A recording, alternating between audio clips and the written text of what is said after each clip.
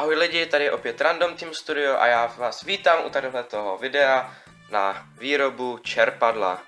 Je to takovýhle malý čerpadílko, přečerpá to strašně málo, ale je dobrý třeba na akvárium, že se sem potom nakonec dá nějaký malý filtr a máte normální vybavení za pěknou částku, tak máte tadyhle za pár korun.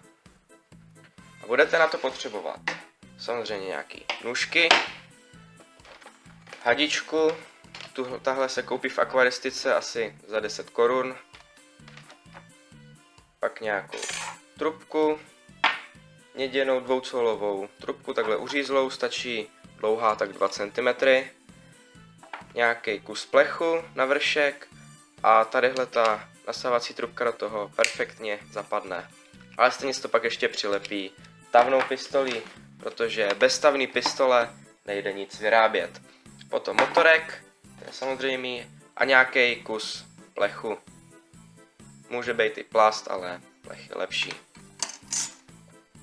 Nejprve si vezmeme nějaký elektromotorek, který tak jako akorát pasuje na tu trubku dvoucolovou. A pokud jsou tam takovéhle dírky, tak to musíme zalepit tavnou pistolí, protože jinak by se do toho dostala voda a nefungovalo by to. Ale nejdřív vyrobíme lopatky.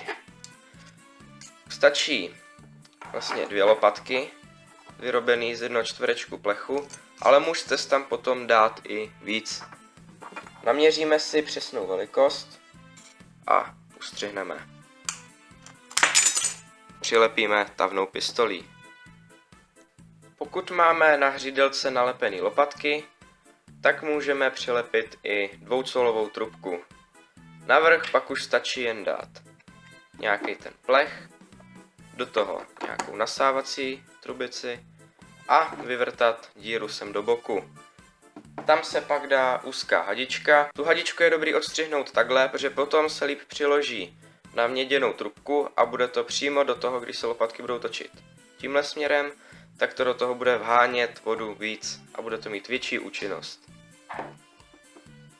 Teď už zbývá jen všechno dohromady slepit a vyzkoušet, jak to funguje.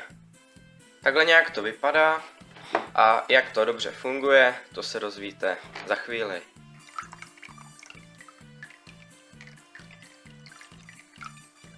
Určitě si to čerpadlo vyrobte a já se s váma pro dnešek loučím. Čau.